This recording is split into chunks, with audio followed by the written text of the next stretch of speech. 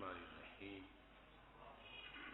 رب اشرح لي صدري ويسر لي أمري واحلل عقدة من لساني يفقهوا قولي. الحمد لله وحده والصلاة والسلام على من لا نبي بعده وعلى آله وأصحابه الذين أوفوا عهده. أما بعد فأعوذ بالله من الشيطان الرجيم. بسم الله الرحمن الرحيم. قد أفلح المؤمنون الذين هم في صلاتهم خاشعون.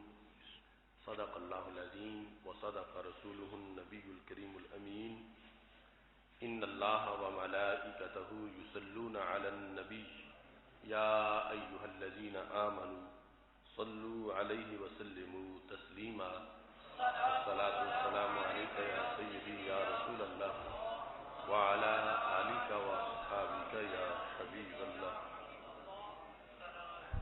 مولاي صل وسلم دائما أبدا على حبيبك خير الخلق كلهم.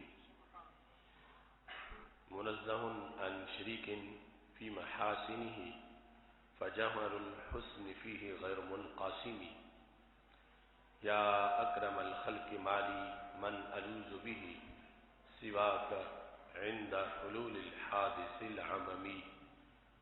محمد تاج رسل الله قاتبة محمد صادق الأقوال والكلم. محمد ذكره روح لأنفسنا محمد شكره فرد على الأمم. ربي صل وسلم دائما أبدا على حبيبك خير الخلق كلهم. اللہ تبارک و تعالی جل جلالہ وعم نوالہ واتم برہانہ اعظم شانہ وجل ذکرہ وعز اسمہ کی حمد و ثنا اور حضور سرور کائنات مفخر موجودات زینت بزم کائنات دستگیر جہاں غم گسار زمان سید سروراں حامی بے کساں قائد المرسلین خاتم النبیین احمد مجتبی جناب محمد مصطفیٰ صلی اللہ علیہ وآلہ وصحابہ وبارک وسلم کے دربار گہر بار میں ہدیہ درود السلام عرض کرنے کے بعد رب ذوالجلال کے فضل اور توفیق سے آج خطبہ جمعۃ المبارک میں ہماری گفتگو کا موضوع ہے ایمان سے اگلی منزل، یعنی ایمان لانے کے بعد انسان کو کن کن مراحل کی طرف متوجہ ہونا ہے اور کس نصاب کو مکمل کرنے کی وجہ سے ایک انسان فلاح اور کامیابی پا سکتا ہے۔ اللہ کا کروڑوں بار شکر ہے کہ اس نے ہمیں ایماندار بنایا ہے اور ایمان والی منزل ہمیں میسر ہے۔ عقیدہ کے لحاظ سے، ایمان کے لحاظ سے اللہ تعالیٰ نے ہمیں جو دولت عطا کی ہے اس کو محفوظ رکھتے ہوئے آگے ہمارے لیے جو قرآنی لاہ عمل ہے وہ آج ہماری گفتگو کا موضوع ہے۔ سورہ مؤمنون جو 18ویں پارے کا جہاں سے آغاز ہوتا ہے وہاں پر خالق کائنات جل جلالہ نے اس نصاب کو ذکر کیا ہے اور مومنین کے لیے ایمان لانے کے بعد اللہ نے 7 خصلتوں کا ذکر کیا اور 7 خصلتوں کا ذکر کر کے رب ذوالجلال نے جس کو یہ خصلتیں مل جائیں اس کو جو انعام ملتا ہے اس کا بھی ذکر کیا۔ تو یوں سمجھیں کہ قرآن مجید برہان رشید جو نسخہ کیمیا ہے اور ہمارے خالق کی طرف سے انسانی مشینری کو صحیح طریقے سے چلانے کا یہ جو ایک گائیڈ بک ہے اس کے ہمارے لیے یہ روشن اصول ہے۔ اور کتنا افسوس ہوگا اس انسان کو کہ جو ایمان کے بعد یہ امور جانے بغیر اور ان پر عمل کیے بغیر دنیا سے چلا جائے اور اسے پتہ ہی نہ چلے کہ میرے رب نے ایمان کے ہمراہ میرے لیے کون سا نصاب معین کیا تھا، تو ہم یہ کوشش کرتے ہیں کہ خطبہ جمعۃ المبارک میں ایسی تمام چیزوں کو باری باری ہائی لائٹ کیا جائے جو دوسرے لحاظ سے ہمارا ایک کورس ہے جو سال بھر ہی جاری رہتا ہے، اور اس میں قرآن و سنت کے وہ دلائل جو علماء کرام اپنی بحثوں میں جن کا تذکرہ کرتے ہیں، ہم یہاں سٹیج پر بھی ان کا بہت سا حصہ بیان کر دیتے ہیں۔ ہماری تحریک یہ ہے کہ عوام علماء بن جائیں، نہ یہ کہ علماء عوام کے مزاج کی تقلید کرتے ہوئے نیچے آنا شروع ہو جائے، چونکہ انسان کا مزاج جو ہے یہ سہل پسند ہے، تو اسے جتنا سہولت کی طرف لے جایا جائے اتنا ہی سہولت کی طرف چلا جاتا ہے، اور جتنا اسے مشقت میں ڈالا جائے، مشکل کا دھنی بنایا جائے، پھر یہ مشکلات کا سامنا کرنا برداشت کرتا ہے۔ تو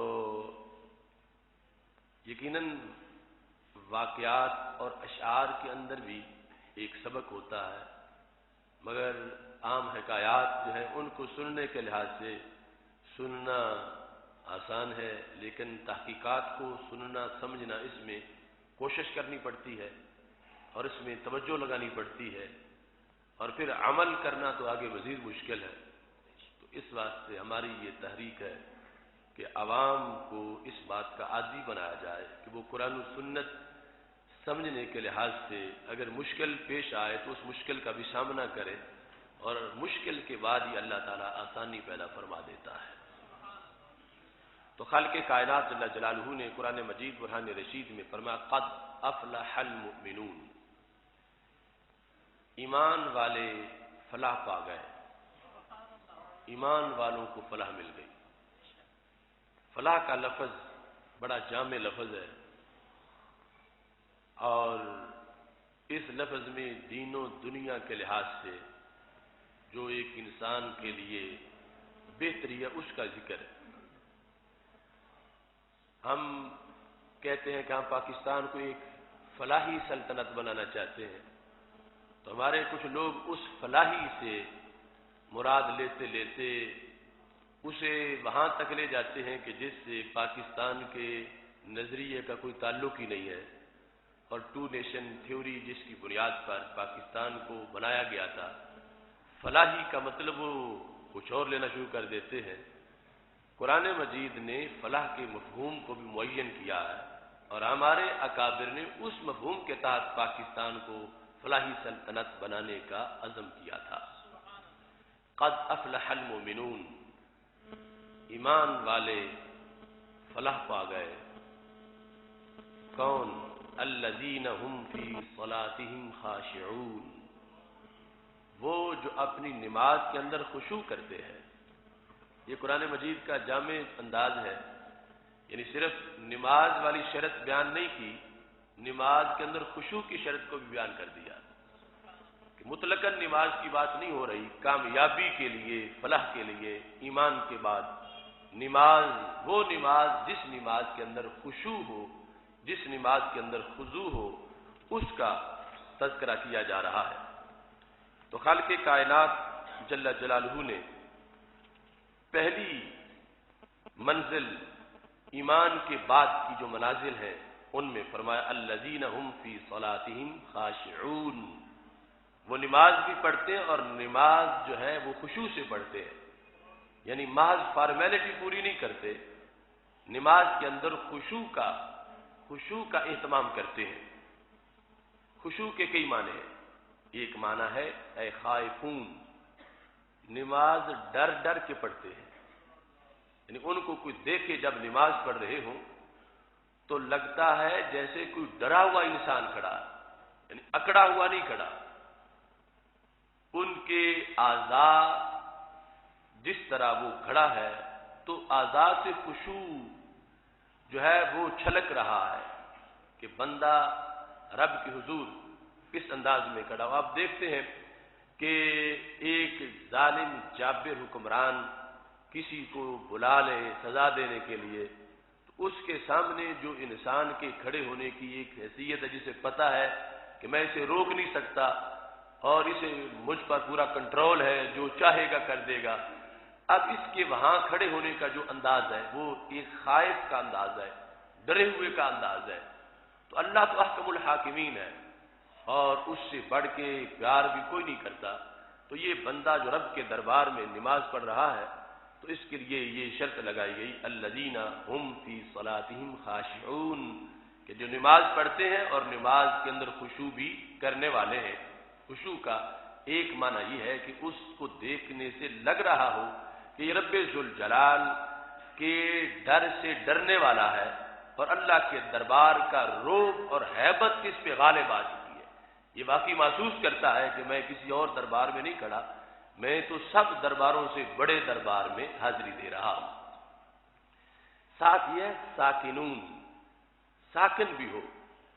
ساکن سے مراد کہ وہ حرکات جو نماز کا حصہ نہیں ہے ان کا ارتکاب نہ کرے۔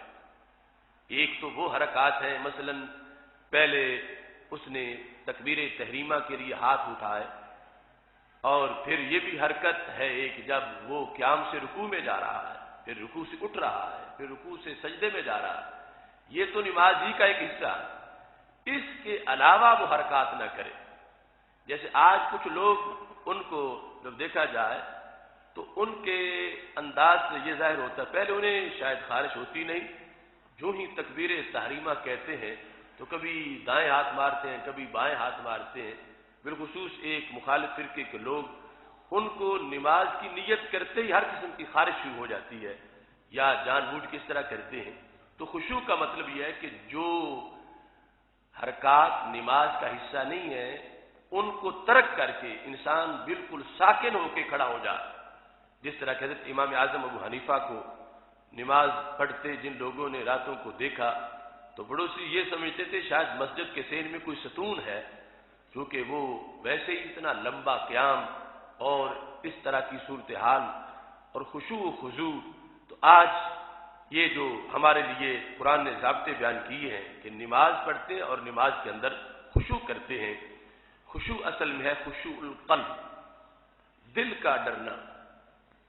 اور جس وقت ایک انسان دل کے لحاظ سے ڈر رہا ہوتا ہے تو وہ ڈر ظاہر پہ بھی آ جاتا ہے، کیونکہ اس ظاہر اور دل کا آپس میں رابطہ بڑا ہے، دل اور ظاہر کا آپس میں تعلق بڑا ہے۔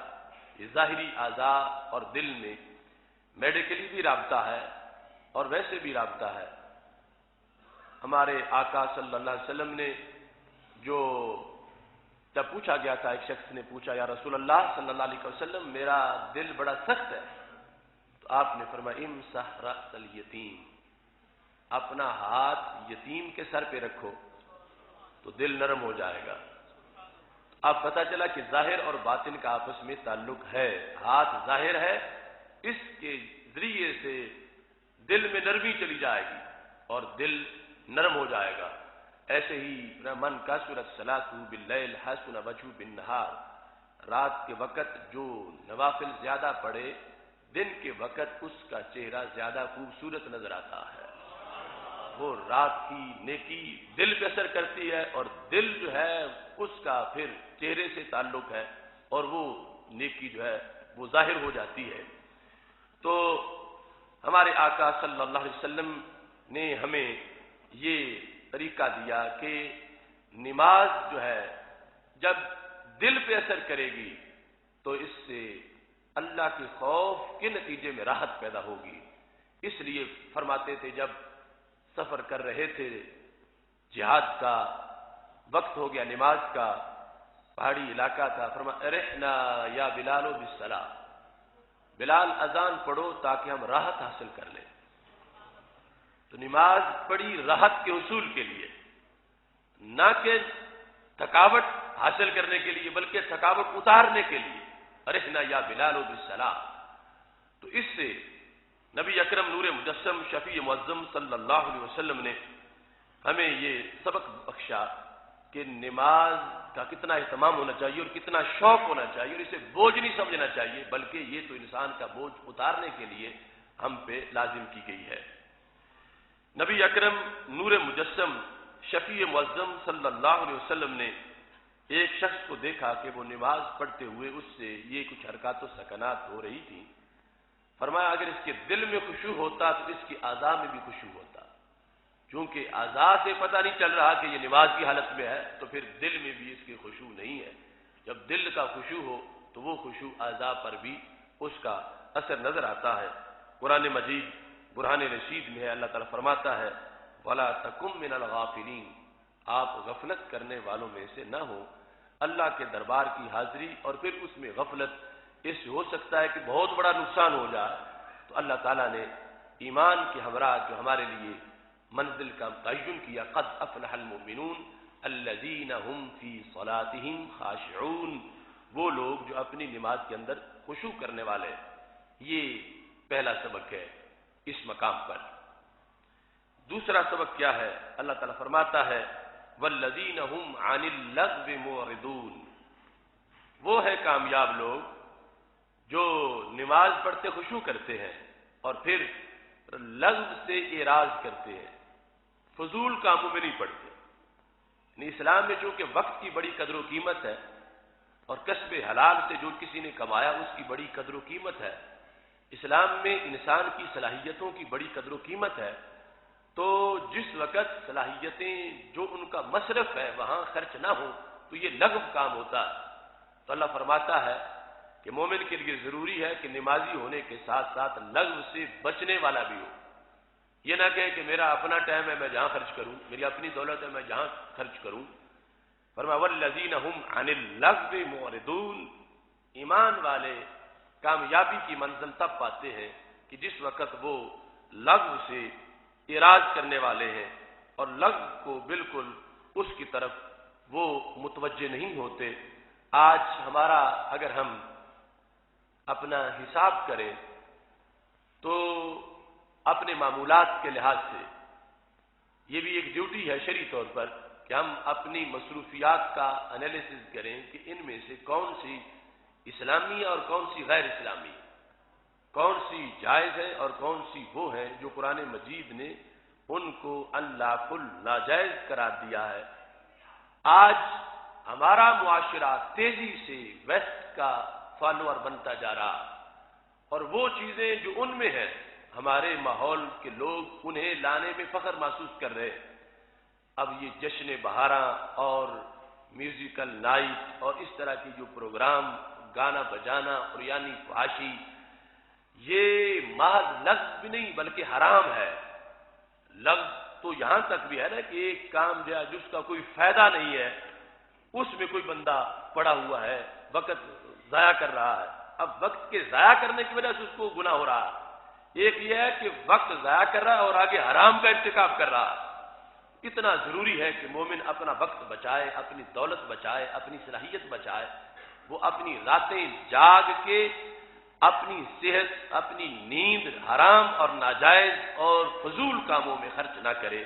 اللہ فرماتا ہے کہ نمازی بھی ہو، مومن بھی ہو، لیکن ٹائم ضائع کرتا ہو اور بے مقصد باتیں کرتا ہو، بے مقصد کام کرتا ہو، وہ بھی ہم اسے بھی کامیابی کی آل نہیں قرار دے رہے. کامل کامیابی اس کے لیے ہے کہ جو ایمان کے ہمراہ وہ نمازی بھی ہے، نماز میں خشوع کرتا ہے اور پھر لغو سے اعراض کرنے والا ہے اور لغو سے اپنے آپ کو بچانے والا ہے. سید عالم نور مجسم شفیع معظم صلی اللہ علیہ وسلم نے یہاں پر جو ارشاد فرمایا ہے اس کا خلاصہ لغو کی تفسیر کے اندر وہ یہ بنتا ہے کہ جس چیز کی بندے کو حاجت نہیں ہے، جس کے ساتھ کوئی مقصد نہیں ہے، اس کام میں وہ اپنے آپ کو مصروف نہ کرے.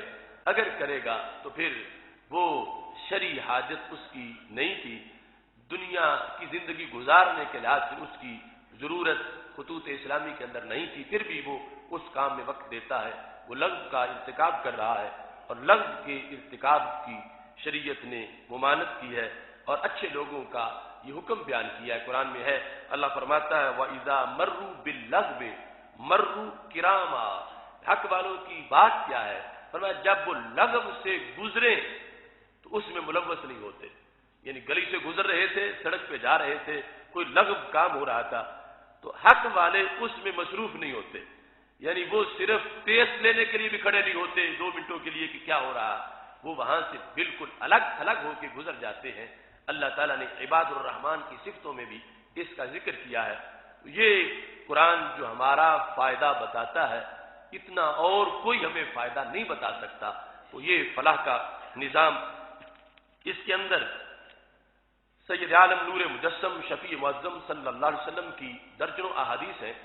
اب اس کا ٹائم نہیں، لیکن آج بے مقصد پروگرام، کوئی وہ تاش کھیل رہا ہے، جوا کھیل رہا ہے، اور اس طرح کے کچھ وہ کھیلیں جو لغو کے زمرے میں آتی ہیں، اور ایسے ہی ٹی وی کے کچھ پروگرام بلکہ اکثر وہ اس کے زمرے میں آتے ہیں۔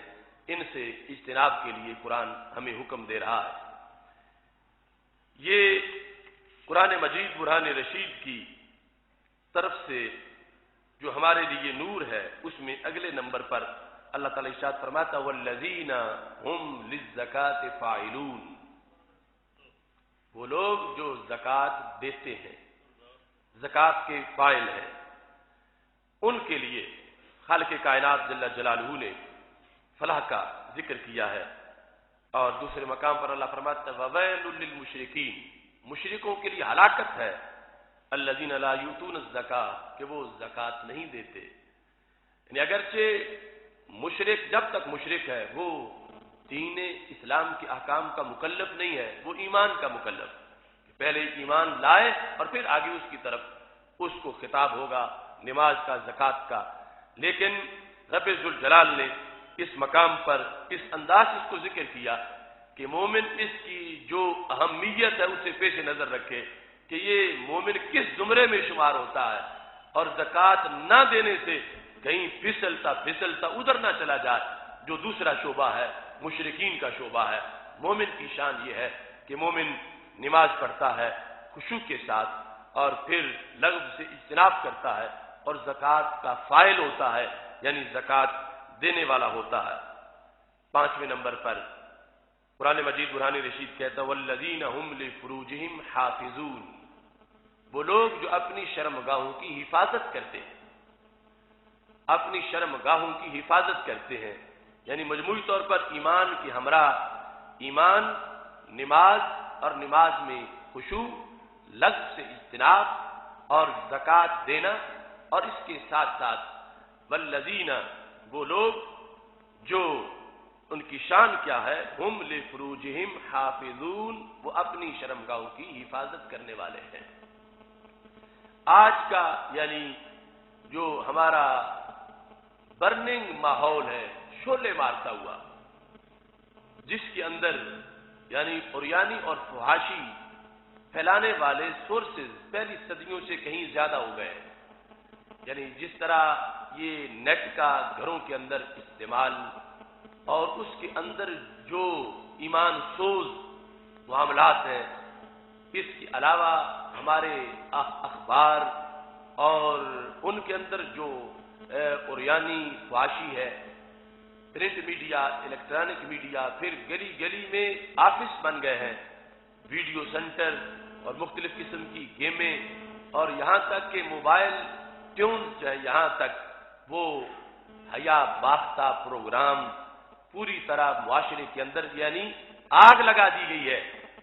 یہ ساری چیزیں ماضی کے اندر یعنی آج سے 14 صدیاں پہلے اس وقت ماحول کے اندر جو صورتحال تھی، عورتوں کو حجاب میں رکھنے کا اسلام نے حکم دے دیا، یہاں تک کہ ایک خاتون گھر سے باہر نکلتی ہے تو شریعت نے کہا کہ اگرچہ چہرہ ڈھانپا ہوا ہو پھر بھی خوشبو لگا کے باہر نہیں نکل سکتی، چونکہ وہ خاموش گزرے، اس کے زیور کی آواز بھی نہ آئے، اس کا چہرہ بھی ڈھانپا ہوا ہو، تو خوشبو پھر بھی متوجہ کر سکتی ہے کسی کو، جس کا نتیجہ کسی گناہ میں نکل سکتا ہے۔ تو اسلام نے اس امکانی صورت کو بھی روکنے کے لیے یہاں تک ہمارے آقا صلی اللہ علیہ وسلم نے فرما دیا کل عین زانیہ، ہر آنکھ جو غیر محرم کی طرف اٹھتی ہے وہ بدکار آنکھ ہے، یعنی سوائے وہ چند مشروط صورتوں کے کہ جب قاضی گواہی لے رہا ہے اس کو دیکھنا ہے کہ کون سی عورت گواہی دے رہی ہے، مخصوص صورتحال ڈاکٹر اور حکیم کے لیے، اس کے علاوہ کی صورتحال اس میں کہا کہ کل عین زانیہ، ہر انسان جو بری نیت سے کسی کی طرف اس کی نگاہ اٹھی ہے تو وہ کیا ہے؟ وہ آنکھ زانیہ ہے، زنا کرنے والی ہے۔ اب اگرچہ وہ بندہ کتنا ہی پرہیزگار کیوں نہ ہو، لیکن جب اس کی آنکھ بہک گئی ہے تو شریعت نے اس عمل کو زنا سے تعبیر کیا۔ ہم نے نہیں کیا، ہمارے نبی علیہ السلام نے یہ لفظ بول دیا، اور ان کی زبان سے سوائے حق کے کچھ نہیں نکلتا۔ کل عین زانیہ، ہر آنکھ جو نامحرم کو دیکھ رہی ہے، اگرچہ وہ تصویر ہو، وہ فلم ہو، وہ اخبار ہو، وہ کوئی رسالہ ہو، یا وہ خود عورت چلتی پھرتی ہو، وہ ویسے پروگرام فلم کا ہو یا سٹیج ڈرامہ ہو، میڈیکل شو ہو، میوزیکل شو ہو، یا اس طرح کی جو صورتیں ہیں، کل عین زانیہ، ہر آنکھ جو یوں دیکھے گی وہ زنا کرنے والی ہے۔ ہر قسم کا ایک زنا ہوتا ہے، حدیث شریف میں ہے۔ آنکھ کا زنا یہ ہے کہ جہاں سے شریعت نے دیکھنے سے روکا تھا وہاں دیکھتی ہے تو وہ بدکار آنکھ ہے، اس کا شیشہ گندا ہو گیا ہے، وہ دھندلی آنکھ ہے۔ اور پھر فرمایا کل امرأ اذا استطرت فمرت بمجلس فہی کذا، فرمایا ہمارے آقا صلی اللہ علیہ وسلم نے ہر وہ خاتون جس نے خوشبو لگائی گھر سے نکلی، فمرت بمجلس، مردوں کی مجلس سے گزر گئی چپ کر کے، اگرچہ پردے میں تھی، صرف اس نے خوشبو لگائی ہوئی تھی، فرمایا فہی کذا، وہ بھی ویسے ہی ہے۔ یعنی مقابلہ تن یہاں لفظ زانیہ بولا نہیں ہے، لیکن پہلے کہہ کے جو فرمایا تھا ہر آنکھ جو ناجائز دیکھے وہ زنا کر رہی ہے، اور ہر عورت جو خوشبو لگا کے گھر سے باہر نکلے اور مردوں کی مجلس سے گزرے وہ بھی ویسے ہی ہے، فہی کذا، اس کو بھی ویسے ہی فرما دیا ہمارے نبی علیہ الصلوۃ والسلام نے کہ جیسے پہلے وہ مرد تھا ایسے ہی یہ عورت بھی ہے، کہ اس کے بارے میں یعنی گھر کے اندر خوشبو استعمال کر سکتی ہے، گھر کے باہر اب ظاہر ہے کہ جب گلی سے گزرے گی تو اس کے لیے سارے مردوں کو رستے سے ہٹایا نہیں جا سکتا، کوئی دکان کے تھڑے پہ بیٹھا ہوگا، کوئی ویسے گزر رہا ہوگا، اسے لازماً مردوں کے پاس سے گزرنا پڑے گا، اور اس کی خوشبو ایک باعث ہے اس کی طرف متوجہ ہونے کا، اور اسلام چاہتا ہے کہ اس کی طرف کسی کی توجہ نہ ہو، تاکہ اس نتیجے میں معاشرے میں کوئی بگاڑ نہ پیدا ہو، کیونکہ اس سے آگے جھگڑا ہو سکتا ہے، قتل ہو سکتا ہے، فساد ہو سکتا ہے، نسلیں برباد ہو سکتی ہیں۔ تو شریعت شروع سے ہی سد ذرائع کے طور پر وہ گنجائش ہی نہیں دینا چاہتی کہ جس سے آگے جا کے کوئی بڑا فساد برپا ہو جائے۔ تو قرآن مجید برہان رشید میں رب ذوالجلال نے فرما دیا والذین هم لفروجہم حافظون، کامیاب لوگ وہ ہیں کہ جو اپنی شرمگاہوں کی حفاظت کرنے والے، اور شرمگاہ کی حفاظت کے لیے کچھ چیزیں ایسی ہیں جو شرائط ہیں۔ شرمگاہ کی حفاظت کے لیے آنکھ کی حفاظت لازم ہے، شرمگاہ کی حفاظت کے لیے جتنے سورسز ہیں بدی کے ان سے دور رہنا ضروری ہے، ان سے اجتناب ضروری ہے، یہاں تک کہ غیر محرم کی آواز کو اگر کوئی لذت لینے کے لیے سنتا ہے شریعت نے اسے بھی حرام قرار دیا ہے کہ وہ ذریعہ ہے اور خود بھی حرام ہے اور آگے ایک بڑے ناجائز کام کا ذریعہ بن سکتی ہے۔ تو ادھر کتنی پابندیاں ہمارے دین میں ہیں جسے ہم کبھی چھوڑ نہیں سکتے، جس کے ماننے کا ہم نے عہد کیا ہماری روحوں نے، اور ہم روزانہ اعتراف کرتے ہیں لا الہ الا اللہ محمد الرسول اللہ، کا مطلب یہ ہے کہ اے اللہ اور اللہ کے رسول صلی اللہ علیہ وسلم ہم تمہارے تابع ہیں، جو جائز تم نے کہا ہم جائز سمجھیں گے، جو حرام تم نے کیا ہم حرام سمجھیں گے۔ اب اس کے آگے ایک معاشرہ ہے، ایک اس وقت کی نئی دنیا ہے، ایک اس وقت کے فتنے ہیں، تو ان سے بچنے کے لیے ہمارے پاس یہ سہارا ہے کہ ہم قرآنی تعلیمات کی طرف متوجہ ہوں۔ میرے نبی علیہ السلام نے اس وقت نکاح نبوت سے دیکھ کر فرمایا تھا ان مما اخاف علیکم ما یفتح علیکم من زہرۃ الدنیا وزینتها، مجھے امت پر جن چیزوں کا خطرہ ہے ان میں سے ایک دنیا کی زینت ہے جس کے دروازے کھول دیے جائیں گے۔ اب کیسے دروازے کھلے ہیں، وہ ٹی وی کی سکرین اور ہر قسم کا میڈیا. فرمایا یفتح علیکم من زہرۃ الدنیا وزینتہا، دنیا کی چمک، دنیا کی رنگت، حسن و جمال اور خود پیسہ اور ماتا پرستی، ان کا مجھے امت پر خطرہ ہے. میں پہلے سے بتا رہا ہوں تاکہ امت شیطان کے ہتھے نہ چڑھے اور امت میری باتوں کی طرف متوجہ رہے. اب قرآن جو ہماری کتاب انقلاب ہے، جس میں ایمان کے ہمراہ ہمارے لیے ہماری منازل کا تعین کیا گیا ہے، خالق کائنات جل جلالہ فرماتا ہے والذین هم لفروجہم حافظون، اپنی شرمگاہوں کی حفاظت کرنے والے ہیں. اور یہ اتنا جامع جملہ کہ جس پر کئی جلدوں میں کتابیں لکھی جا سکتی ہیں. والذین هم لفروجہم حافظون، اس میں مرد بھی ہیں عورتیں بھی ہیں. اگرچہ صیغہ مرد کا ہے لیکن قد افلح المؤمنون میں اسلام صرف ایماندار مردوں کی فلاح کی بات نہیں کر رہا، ایماندار عورتوں کی فلاح کی بات کر رہا ہے. جیسے مردوں کے لیے نماز بیان کی، ایسے عورتوں کے لیے بھی بیان کی. اسی طرح یہاں پر والذین هم لفروجہم حافظون، اگرچہ الفاظ والذین یہ بھی مذکر ہے، لفروجہم میں ضمیر بھی مذکر ہے، حافظون بھی صیغہ مذکر کا ہے، مگر قرآن اصول کے مطابق عورتیں بھی اسی خطاب کے اندر موجود ہیں. تو ہمارے لیے یہ بتا دیا گیا کہ کوئی یہ نہ سمجھے کہ صرف کلمہ پڑھنا ہے، آگے موجی موجہ جیسے کوئی کرتا رہے. نہیں، کلمے کے ساتھ متصل قرآن نے، یہ نہیں کہ کسی مفتی نے بنا کے کوئی سلیبس تیار کر دیا. ہمارا رب جس نے ہمیں پیدا کیا ہے اور جو جانتا ہے کہ انسانی مشینری کس طرح چل سکتی ہے اور اس کے بہترین طریقے کیا ہیں، تباہ کیسے ہو سکتی ہے اور کس لحاظ سے مفید ہو سکتی ہے، ان رب نے یہ قانون ہمیں عطا کیا ہے جس میں یہ ہے کہ ایمان کے ہمراہ نماز بھی پڑھنی ہے، زکوٰۃ بھی دینی ہے.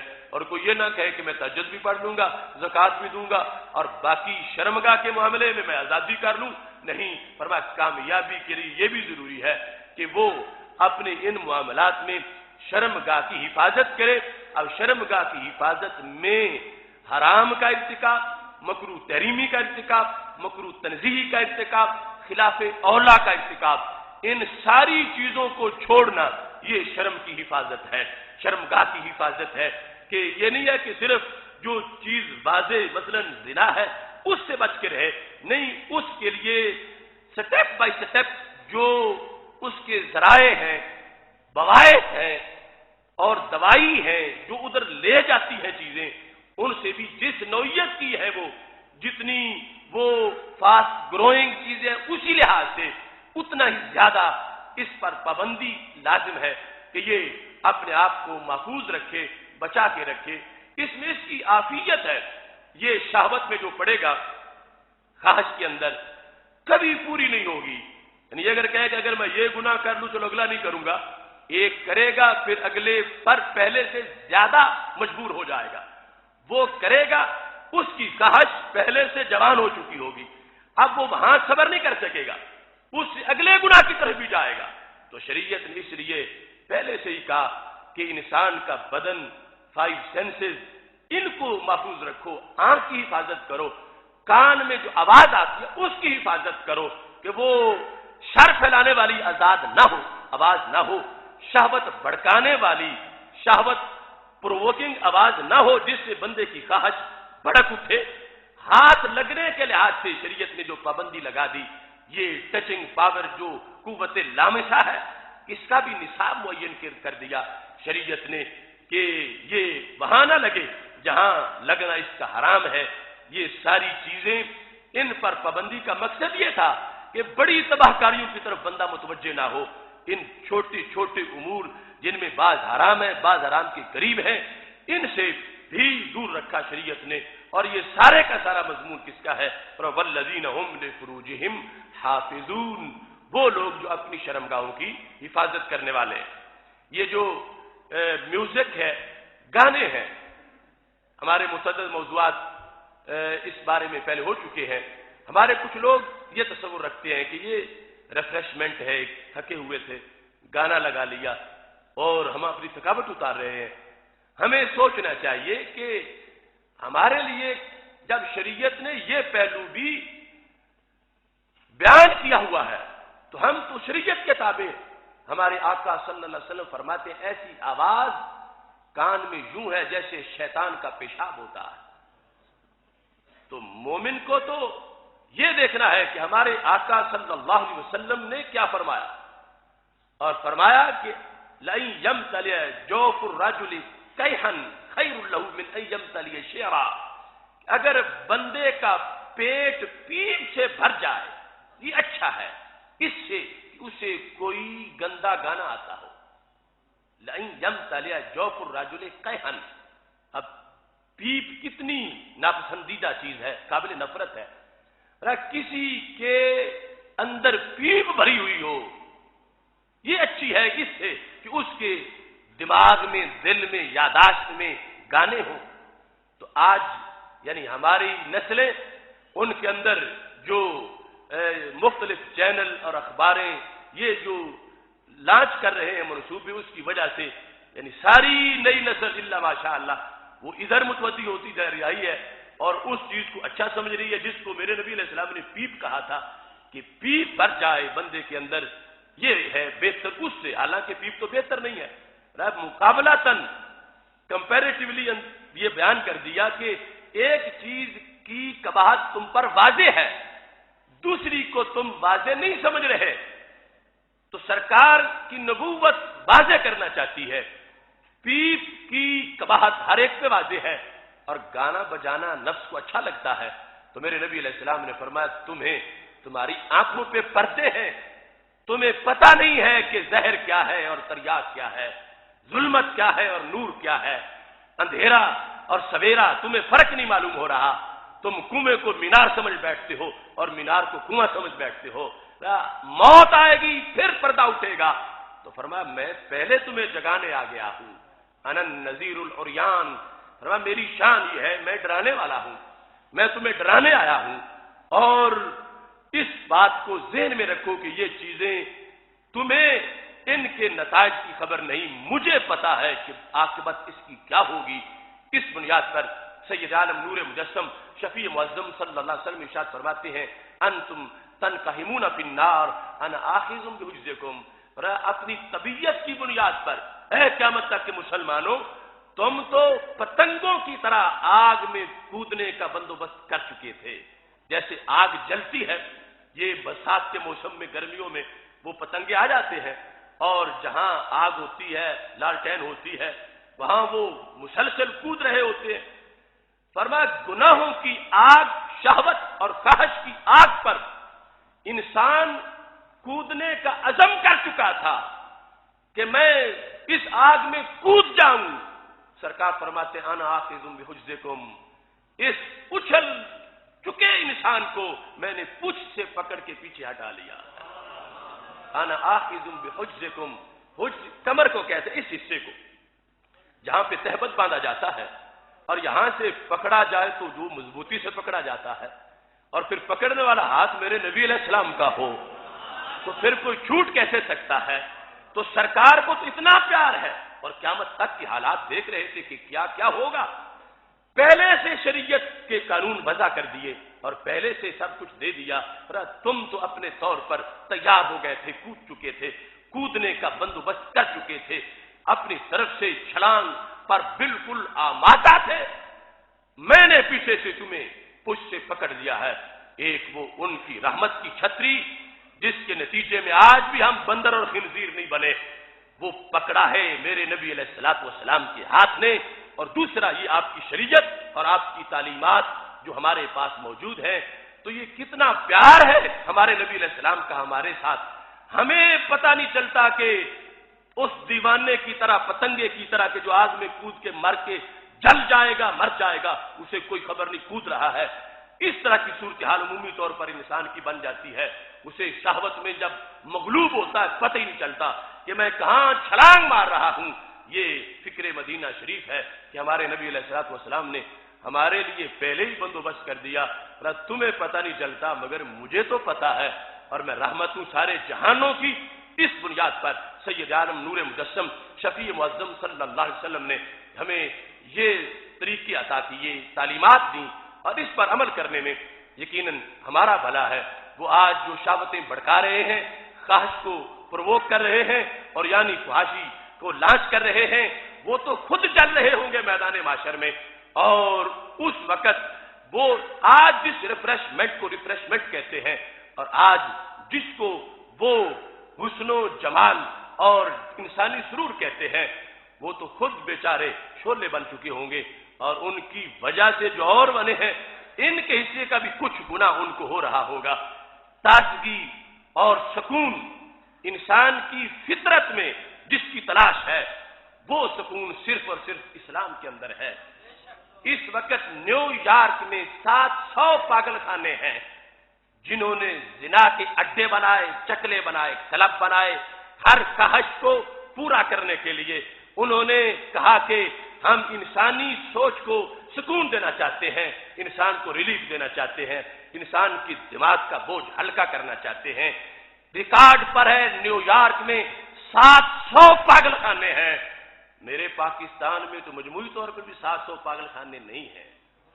وہاں ایک شہر کے اندر، اور وہ جھانسا یہ دے رہے تھے کہ ہم دماغ کا بوجھ اتارنا چاہتے ہیں، تفریح کرانا چاہتے ہیں ان کاموں کے اندر لگا کے. نتیجہ کیا نکلا؟ مزید بوجھ پڑا، مزید آلودگی آئی، مزید خرابی آئی. وہ گویے اور فلم سٹار جو لوگوں کی ریفریشمنٹ کا اہتمام کرتے کرتے خودکشی کر کے مر گئے، تو ان کے کردار سے یہ پتا چلا کہ ان کے پلے سکون کہاں ہے. اگر ہوتا تو خودکشی کیوں کرتے، خود اس طرف کیوں جا بڑھتے. تو سکون صحرائے مدینہ شریف میں ہے اور سکون نور حرم میں ہے. سکون کہ جو موت سے بھی جس میں تلخی نہ آ سکے، وہ میرے نبی علیہ السلام کے طریقے میں ہے اور سنت میں ہے. اس بنیاد پر قرآن مجید نے اسے فلاح کہا، قد افلح المومنون. مومن فلاح پا گئے. فلاح پانے میں کیا ہے؟ فرمایا کہ وہ ایسے ہیں والذین هم لفروجہم حافظون، اپنی شرمگاہوں کی حفاظت کرنے والے ہیں، اپنی شرمگاہوں کی حفاظت. اب یہ جو چیزیں بیان ہو رہی ہیں اس میں سوسائٹی کا حسن ہے، امن ہے، اس کے اندر سکون ہے. اب جس وقت ہر بندہ یہ اپنی شرمگاہ کی حفاظت کر رہا ہوگا تو پھر ریپ کے واقعات نہیں ہوں گے، پھر جھگڑے فساد ختم ہو جائیں گے کہ فلاں نے فلاں کی بہن کو کیوں چھیڑا، فلاں کی بیٹی کو کیوں چھیڑا. جب آنکھ پاک ہو جس معاشرے کے اندر تو اس کے اندر کتنے مسائل ہیں، کتنے جھگڑے ہیں، خون ریزیاں جن کے دروازے خود بخود بند ہو جاتے ہیں. اور جس میں یہ صورتحال ہو والذین هم للزکاۃ فاعلون کہ معاشرے کے سارے بندے ہی زکات دیتے ہوں تو پھر پیچھے غربت کہاں رہ جائے گی؟ پھر کوئی چولہا ٹھنڈا کیسے رہ جائے گا؟ جس وقت مالدار اپنی دولت کا حق شرعی طور پر جو حق بنتا ہے وہ دے رہے ہیں تو اس سے فلاحی سیاست بنتی ہے، اس سے سکون آتا ہے. اگلے نمبر پر خالق کائنات جل جلالہ اس میں اضافہ کرتے ہوئے والذین هم لفروجہم حافظون کے اندر کہتا ہے فمن ابتغاء وراء ذلک فاولئک هم العادون. جس نے ڈھونڈا اس کے علاوہ جو شریعت نے جائز قرار دیا تھا اس کے علاوہ چرنے چلا گیا کسی چراگاہ میں، شریعت نے اس کے لیے منقوہ رکھی، وہ اس کو چھوڑ کے کہیں آگے چلا گیا. فمن ابتغاء وراء ذلک شریعت کے جائز کردہ حدود سے کراس کر کے جو نکل گیا آگے کسی تلاش میں، فاولئک هم العادون. فرمایا وہ لوگ تجاوز کرنے والے ہیں، انہوں نے حد سے تجاوز کر لیا ہے، حد سے تجاوز کر لیا. مثلا نکاح کے علاوہ کوئی متع کر لیتا ہے اور ایسے ہی ناجائز فورسز سے وہ محظوظ ہونا چاہتا ہے اور اپنی خواہش کو ٹھنڈا کرنا چاہتا ہے. شریعت نے ان تمام لوگوں پر عادون کا اطلاق کیا.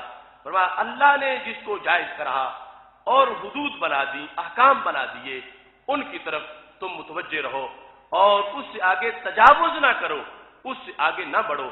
شریعت مطہرہ میں سید عالم نور مجسم شفیع معظم صلی اللہ علیہ وسلم نے جو احکام کی تشریح کر دی اس کے اندر کتنا حسن ہے، کتنا جمال ہے. آج مغرب کے لوگ ان کو اپنے طور پر وہ کہتے ہیں ہم بڑے سویلائزڈ ہیں، وہاں کتے کی نسل کی بھی حفاظت ہو رہی ہے کہ ایک کتا، اس کی ماں کتیا کس نسل کی تھی اور اس کا باپ کتا کس نسل کا تھا. ایک گھوڑی کا بچہ، اس کی ماں کس نسل کی گھوڑی تھی اور باپ کس نسل کا گھوڑا تھا. مگر ان ظالموں میں انسان کی نسل کی حفاظت کا کوئی اہتمام نہیں ہے. جو اپنے باپ کا نام نہ بتا سکے وہ کتوں کی نسلوں کی حفاظت کر کے اور گھوڑوں کی نسلوں کی حفاظت کر کے اپنے آپ کو ایڈوانس کہتے ہیں. جہاں بوائے فرینڈ اور گرل فرینڈ اور اس طرح کی ہلاکتیں، یہ چیزیں جس کو وہ آزادی کہہ رہے ہیں اور تانا مسلم خواتین کو دیتے ہیں، وہ لوگ ننگے انسانیت ہیں اور انسانیت کے لیے آ رہے ہیں. یہ جو کچھ انہوں نے اب ویسٹ کے اندر جس کو اپنا کلچر کہا، یہ صدیوں سے پہلے بھی بر صغیر کے کتے یہی کام کرتے آ رہے تھے. ان میں کوئی رشتے کے لحاظ سے پابندی نہیں تھی، کوئی امتیاز نہیں تھا کہ کتے نے اپنی شہوت کس جگہ پہ پوری کرنی ہے. جہاں چاہا اس نے پوری کی. جو اینیملز کا طریقہ تھا، کتوں کا انداز تھا، اسے آج مغرب نے ترقی کہہ دیا. اس کو پیش کر کے آج ہماری نسلوں کو وہ اغوا کرنے لگے، گمراہ کرنے لگے. وہ انسان کے جوہر کی حفاظت نہ کر سکے. اور دوسری طرف راہ مدینہ شریف ہے جہاں میرے محبوب علیہ الصلوۃ والسلام نے عظمت انسان کو بیان کرتے کرتے اسے فرشتوں سے بھی بڑا مقام عطا فرما دیا.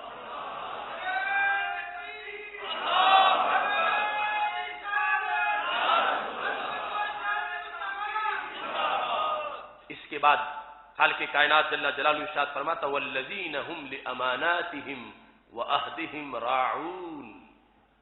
فلاح پانے والے کون ہیں؟ فرمایا جو امانتوں کی حفاظت کرتے ہیں. اب دیکھو کتنا جامع دین ہے اور کتنا پرفیکٹ نظام ہمیں عطا کیا ہے جس میں حقوق اللہ بھی ہے، حقوق العباد بھی ہے. والذین هم لاماناتهم وعہدهم راعون. وہ ہیں فلاح پانے والے جو اپنی امانتوں کی، جو ان کے پاس امانت رکھی جائے ان کی حفاظت کرتے ہیں. امین ہوتے ہیں، خائن نہیں ہوتے، امانت کی حفاظت کرتے ہیں. یہ پہلو بھی معاشرے کا حسن ہے اور اس کے ساتھ پھر ایک عہد کی حفاظت ہے. امانت کی حفاظت کے لحاظ سے سید عالم نور مجسم شفیع معظم صلی اللہ علیہ وسلم نے جو شعبے بیان کیے ہیں اس کے مطابق ہر بندہ ہی امین ہوتا ہے. یعنی کوئی ایسا بندہ نہیں کہ جو مومن ہے، زندگی گزار رہا ہے اور امین نہ ہو، یعنی امین کا مکلف نہ ہو، امانت کے منصب پر فائز نہ ہو کہ اس کے پاس کوئی امانت رکھے. کوئی ایسا نہیں ہے کہ جو جسے امین نہ بنایا جاتا ہو. آگے یہ علیحدہ بات ہے کہ وہ بنے یا نہ بنے، لیکن امین ہر ایک کو بنایا جاتا. ہم سمجھتے ہیں شاید جو کسی کے پاس 10,000 روپیہ کچھ پیسے لے کے آ جائے کہ میرے پاس رکھو، یہ ایک امانت ہے اور جس کے پاس ہے وہ امین ہے، وہ اس کی حفاظت کرے گا. امانت کے شعبے بھی بہت زیادہ. میرے نبی علیہ السلام نے فرمایا المستشار مؤتمن. جس سے مشورہ کیا جائے وہ امین ہوتا ہے. اب کوئی دو دوست کسی چیز کے خریدنے کے بارے میں ایک دوسرے سے مشورہ کر رہا ہے تو جس نے کہا کہ میں فلاں چیز خریدنا چاہتا ہوں، جس سے یہ کہا اسے امین سمجھا. اب وہ اپنے مشورے میں بھی امانت کا حقدار بنے، امین بنے. شریعت کے لحاظ سے سمجھے کہ اب مجھ پہ ایک ذمہ داری آ گئی ہے، مجھ پہ بوجھ آ گیا ہے، میں نے سوچ سمجھ کے سے مشورہ دینا. یہ میرے ساتھ جو معاملہ شیئر کر رہا ہے، پوچھ رہا ہے میں یہ چیز خریدوں یا نہ خریدوں، کہیں رشتے کی بات ہو رہی ہے، کہیں کوئی اور معاہدے کی بات ہو رہی ہے. اس لیے میں نے کہا کہ کوئی مومن ایسا ہے ہی نہیں کہ جسے امین بنانے کی پیشکش نہ کی جاتی ہو. ہر بندہ ہی امین ہے، ہر بندہ ہی امین ہے. کوئی ایسا ہے کہ جس کے ساتھ مشورہ کوئی بھی نہ کرتا ہو، نہ گھر میں، نہ باہر، نہ دوست، نہ کوئی اور. ہر بندہ ہی ایسا ہے کہ جس سے مشورہ ضرور کیا جاتا ہے، خواہ وہ 10 روپے کی چیز کا مشورہ ہو یا 10 لاکھ کی چیز کا مشورہ ہو. مشورہ ضرور ہوتا ہے، ہر بندے سے ہوتا ہے. اور شریعت کہتی ہے المستشار مؤتمن، جو مستشار ہوتا ہے، جس سے مشورہ کیا جاتا ہے، وہ بھی مؤتمن ہوتا ہے. اس پہ اعتماد کیا گیا ہے، اسے اس کے اعتماد کو ٹھیس نہیں پہنچانی چاہیے. جس سے مشورہ کیا جا رہا ہے وہ اس سر کو راز میں رکھے. یہ نہیں ہے کہ ایک دوست نے مشورہ کیا اور اس نے دوسرے کو جا کے بتا دیا کہ فلاں تو یہ چیز خرید رہا ہے اور تمہیں پتہ ہی نہیں ہے، تم جا کے خرید لو. اس نے خیانت کر دی ہے. مشورے کے لحاظ سے جو معلومات ہیں انہیں پردے میں رکھنا اور پھر مشورے میں خالص ہو کر کہ جس نے مشورہ کیا ہے اس کی دونوں جہاں کی بہتری کو سامنے رکھ کے مشورہ دینا، یہ اس بندے کا کام ہے جس کو شریعت میں مشیر بنایا گیا اور اس کو پھر امین کہہ دیا گیا کہ اس کے پاس ایک امانت آ گئی ہے. اب دیکھو کتنا حسن و جمال ہے اسلامی تعلیمات کے اندر. جو ہمارے ہاں غیبت ہے، چغلی ہے اور پھر اس کے ذریعے پھر بعد میں جھگڑے ہیں اور اس طرح کی جو چیزیں ہیں، ان ساری باتوں میں سے کتنا حصہ اس امر کا ہے کہ امانت میں خیانت ہو جاتی ہے.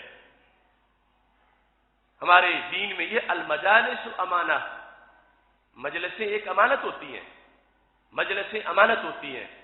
تم دکان پہ بیٹھے ہو اور تم آپس میں کسی مسئلے پہ بات کر رہے ہو، 2 دوست تمہارے پاس ہیں، ایک گاہک آ گیا ہے، اس نے وہ بات سنی ہے. شریعت یہ حرام کہتی ہے کہ وہ ان کی بات باہر جا کے کسی کو بتائے، اور جو بیٹھ کے کر رہے ہیں ان میں سے بھی باہر نکل کے کوئی کسی کو جا کے بتائے. جب معاملہ ایسا ہے کہ جسے علیحدہ بیٹھ کے بات کی جا رہی تھی کہ کوئی اور اس پر مطلع نہ ہو، تو جس وقت کسی کو مشیر بنا دیا گیا، مشورہ اسے لیا جا رہا ہے، اس کے لحاظ سے بھی. اور مطلقاً المجالس امانہ، مجالس امانت ہوتی ہیں. کوئی شخص بیٹھا ہے، اس کے پاس کوئی بات ہو رہی ہے، اس کو کوئی سن رہا ہے، دوسری جگہ جا کے وہ کہے کہ فلاں کے پاس میں بیٹھا تھا، اس جگہ یہ بات ہو رہی تھی. اب یہ یہاں کی بات جو وہاں پہنچا رہا ہے، جس کے اندر یعنی کوئی دین کی تبلیغ کا حصہ نہیں ہے، کوئی شریعت کا مسئلہ نہیں ہے، کوئی نجی امور ہے، کوئی آپس کے معاملات ہیں، اس نے اس محفل سے اٹھائی وہاں جا کر پہنچائی. شریعت نے کہا اس نے خیانت کر دی. المجالس امانہ، مجالس کی بھی ایک امانت ہوتی ہے، مجالس کی بھی امانت ہوتی ہے. تو کتنے جھگڑے ہیں جو صرف اسی وجہ سے ہو جاتے ہیں کہ یہاں کی بات وہاں، وہاں کی بات یہاں، دوستوں میں جھگڑا، بھائیوں میں جھگڑا، باپ بیٹے میں جھگڑا. اس طرح کے جھگڑے، ان کے پیچھے وہ شر ہے کہ جو خیانت سے شریعت میں تعبیر کیا جاتا ہے. کیونکہ میرے نبی علیہ السلام نے فرمایا المجالس امانہ، مجالس امانت ہوتی ہیں، ان میں جو کچھ بات چیت ہو رہی ہو وہ امانت ہے، وہ دوسری جگہ نہ پہنچائی جائے. اس لحاظ سے اور پھر اس کے علاوہ جو مطلقاً پہلے نمبر پر امانت کے شعبہ جات ہیں، کسی نے کوئی کپڑا امانت رکھ دیا آپ کے پاس، پیسہ رکھ دیا، کوئی چیز رکھ دی، تو اسلام کیا کہتا ہے کہ امانت کی حفاظت کرنی ہے، اپنی چیز سے بڑھ کے اس کی حفاظت کرنی ہے. اور اس کے ساتھ فرمایا والذین هم لاماناتهم وعہدهم راعون، صرف امانت کی نہیں، عہد کی بھی حفاظت کرنی ہے. وعدہ، عہد، مومن کی زبان، مومن کی زبان. ہمارے ہاں تو لوگ معاہدے کرتے ہیں نا، بڑے بڑے معاہدے، اور اس پر پریس کانفرنس بھی کرتے ہیں، اعلان بھی کرتے ہیں، پھر جب مکرتے ہیں تو کہتے ہیں یہ کوئی قرآن تھا کہ جو ہم نے چھوڑ دیا، یہ کوئی قرآن تھا، تو یہ قرآن ہی تو ہے. والذین هم لاماناتهم وعہدهم راعون، کہ مومن کی شان کیا ہے؟ فرمایا وہ امانت پہ بھی پہرا دیتے ہیں، عہد پہ بھی پہرا دیتے ہیں، عہد پر حفاظت کرتے ہیں، اپنا بولا ہوا اس پہ قائم رہتے ہیں، عہد جو کرتے ہیں اس کو نبھاتے ہیں. قد افلح المؤمنون، مومن فلاح پا گئے. ہمارا قرآن دیکھو کتنا روشن اور کتنی اس کی تازگی ہے، اور یہ سب سے بڑا میریکل ہے ہمارے نبی علیہ السلام کا فرمایا تھا ہر نبی کو رب ذوالجلال کوئی نہ کوئی معجزہ دیتا ہے. انما کان الذی اوتیت وحیا اوحى اللہ الیہ، میرا سب سے بڑا معجزہ وہ قرآن ہے جو رب نے میرے سینے پہ نازل کیا ہے. یہ قرآن کا اعجاز دیکھو، یعنی آج اس کی تعلیمات کتنی جامع اور کتنی مفید تعلیمات ہیں. عہد کی بھی حفاظت کی جائے، اور اسی میں وہ حصہ ہے جب ایک شخص نے پوچھا یا رسول اللہ صلی اللہ علیہ وسلم کیا میرے والدین کا کوئی حق بعد از وفات بھی مجھ پہ باقی رہ گیا؟ تو نبی علیہ الصلوۃ والسلام نے 5 حق بیان کیے. الصلاۃ علیہما، ان کی نماز جنازہ میں شریک ہونا، والاستغفار لہما، ان کے لیے ہمیشہ مغفرت کی دعائیں مانگتے رہنا، واکرام صدیقہما، ان کے دوستوں کی عزت کرنا، وانفاذ عہدہما، ان کی عہد کی پاسبانی کرنا. یعنی وہ جو کسی سے عہد کر کے گئے تھے، وعدہ کر کے گئے تھے، اسے نبھانا. وصلۃ الرحم التي لا توصل الا بهما، اور وہ صلہ رحمی کرنا جو ان کی وجہ سے رشتہ دار تھے، ان رشتہ داریوں کو برقرار رکھنا. قرآن مجید قرآن رشید میں اس سے اگلے مقام پر اللہ فرماتا والذین هم علی صلاتهم یحافظون، وہ لوگ کامیاب ہو گئے جو نمازوں کی حفاظت کرتے ہیں. اب سب سے پہلے بھی ایمان کے بعد جس کی ذکر تھا الذین هم فی صلاتهم خاشعون، نماز میں خشوع کرتے ہیں.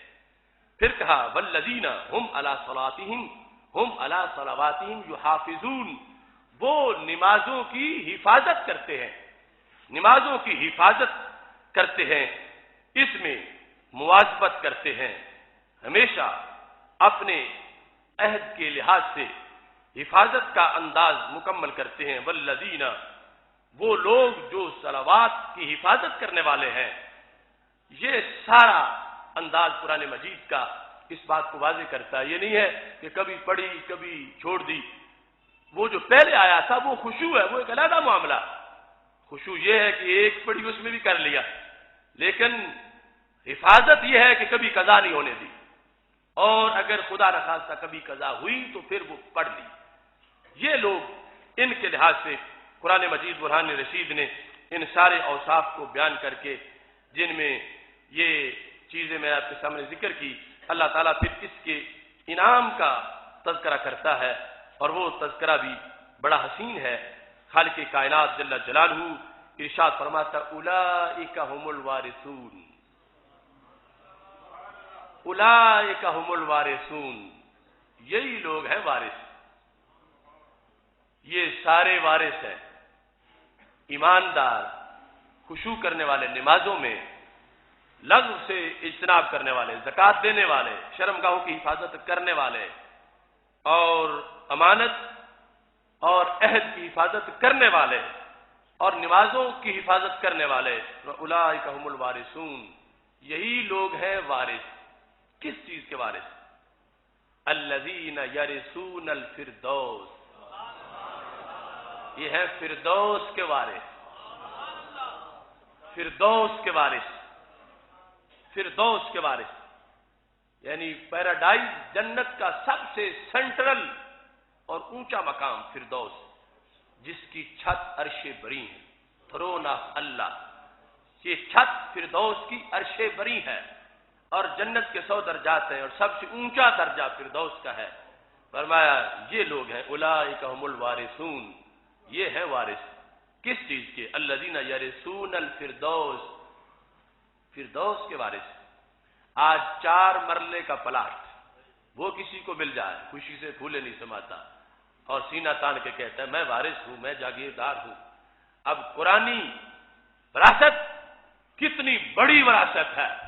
موضع صوت من الجنت خیر من الدنیا وما فیہا، ایک کوڑا جتنا ہوتا ہے اتنی جنت، کوڑے جتنی جنت، رب پوری دنیا سے بہتر ہے. اتنا بڑا ریٹ ہے جنت کا. اور جس نے یہ قرآنی نصاب پورا کر لیا وہ تو فردوس کا وارث بن گیا. اس واسطے یہ ترقی ہے اسلام میں، یہ عظمت ہے اسلام کے اندر. آج کے یہ ساری جعلی روشنیاں، جھوٹے دعوے اور سبز باغ اور یہ سارے فراڈ، ان کے مقابلے میں اتھینٹک اعلان ہے رب ذوالجلال کا اور قرآن کا اور ہمارے نبی علیہ السلام کے فرمان کا، اور یہی ہماری عمدگی ہے، بہتری ہے، فلاح ہے، جس کا آج ہم اپنی زندگی میں اہتمام کر سکتے ہیں۔ دوسرے لوگ کئی طرح سے چیٹنگ اور کئی طرح سے دھوکے انسان کو دے کر اپنے مفاد نکالتے ہیں، لیکن یہ قرآن و سنت کا پیغام جو ہے اسی کے اندر بہتری ہے، اسی کے اندر دنیا کی سعادت اور اسی کے اندر آخرت کی سعادت ہے۔ یہ آج کا ہمارا جو سبق ہے، اس میں جس وقت یہ انعام کا ذکر ہو گیا ان پابندیوں کے بعد جن سے آج ہمیں مغرب ڈراتا ہے کہ اسلام میں تو پابندیاں ہی پابندیاں ہیں، تو ہم کہتے ہیں دنیا مزرعۃ الآخرہ، دنیا آخرت کی کھیتی ہے، پابندی تھوڑی ہے، انعام بہت بڑا ہے۔ اور پھر فرمایا الذین یرثون الفردوس، فردوس کے وارث بنیں گے۔ اب کتنی اچھی کوٹھی کیوں نہ ہو دنیا میں، اگر انسان کو یہ پتا ہو کہ یہ صرف میرے پاس 10 سال ہے، اسے اس کے اندر رہنے میں وہ لذت نہیں آئے گی جو ہمیشہ کی چیز کی ہوتی ہے کہ 10 سال ہی رہنا ہے، پھر تو یہ کسی کی ہے۔ اب فردوس کا مقام بڑا ہے، یہ شان ظاہر کرتے ہوئے ساتھ رب نے یہ فرما دیا، کسی کو یہ جھجک نہ ہو کہ 2 گھنٹے فردوس مل جائے گی، سال مل جائے گی، صدی مل جائے گی، پھر تو فردوس کو چھوڑنا پڑ جائے گا۔ فرمایا نہیں، ہم فیہا خالدون، جو جائے گا پھر اسے نکالے گا کوئی نہیں۔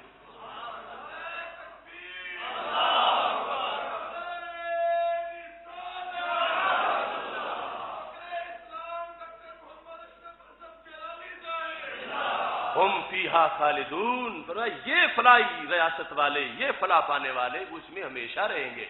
یہ طے شدہ قانون ہے کہ جہنم میں جانے والے بہت سے ہیں جن کو جہنم سے نکالا جائے گا، مگر جنت میں جانے والا ایک بھی نہیں کہ جس کو جنت سے داخل کر کے پھر نکالا جائے۔ جہنم سے تو نکلیں گے، کروڑوں نکلیں گے، اور میرے نبی علیہ الصلوۃ والسلام نے فرمایا ایک چلو میں میں تو کروڑوں کو نکال کے لے جاؤں گا۔ ایک چلو اتنا بڑا ہوگا، کروڑوں لوگوں کو جہنم سے نکال کے لے جائیں گے۔ صرف کافر و مشرک کو نہیں نکالیں گے، مومن کتنا ہی گنہگار کیوں نہ ہو، سزا لے کے بے تاخیر جنت میں چلا جائے گا، اور ہو سکتا ہے رب ویسے ہی معاف کر دے، سزا کا مرحلہ بھی نہ آئے، ایمان اگر اس کا صحیح ہے تو یہ جہنم سے تو لوگوں کو بالیقین نکالا جائے گا، مگر جنت سے کسی کو نہیں نکالا جائے گا۔ یہ داخل ہوتے وقت ہی ان کو یہ کہا جائے گا وسیق الذین اتقوا ربهم الى الجنة زمرا حتى اذا جاءوها وفتحت ابوابها وقال لهم خزنتها سلام علیکم طبتم فادخلوها خالدین۔ ایک تو یہ اندر جائیں پھر ان کو بتایا جائے اب یہ تمہاری ہے، نکالے نہیں جاؤ گے۔ ایک یہ ہے کہ داخلے کے وقت ہی اعلان ہو رہا ہوگا کہ ڈر کے داخل نہ ہو، اب نکالے گا کوئی نہیں، فادخلوها خالدین، ہمیشہ کے لیے اس میں داخل ہو جاؤ۔ یہ اسلام کی برکتیں ہیں، اور آج کے الجھے ہوئے ماحول کو سدھارنے کے لیے، عریانی اور فحاشی کے گند کو دور کرنے کے لیے، فکری اعتقادی جو خرابیاں ہیں ان کے محاسبہ کے لیے 23 مارچ کے روشن دن لاہور کی سرزمین پر عقیدہ توحید سیمینار کا انعقاد کیا جا رہا ہے۔ اتنے اہم ایشو پر اور اتنے نورانی مقاصد کے پیش نظر تاریخ ساز اجتماع انشاءاللہ 23 مارچ کو نماز عشاء کے بعد ریلوے اسٹیڈیم گڑی شاہ لاہور کے اندر یہ سیمینار منعقد ہو رہا ہے، جس میں ان تمام مقاصد کو ہائی لائٹ کیا جائے گا۔ آپ تمام احباب اس کی دعوت دن رات دیں، خود بھی تیاری کریں، اللہ سب کو اجر عطا فرمائے۔ وآخر دعوانا الحمدللہ رب العالمین۔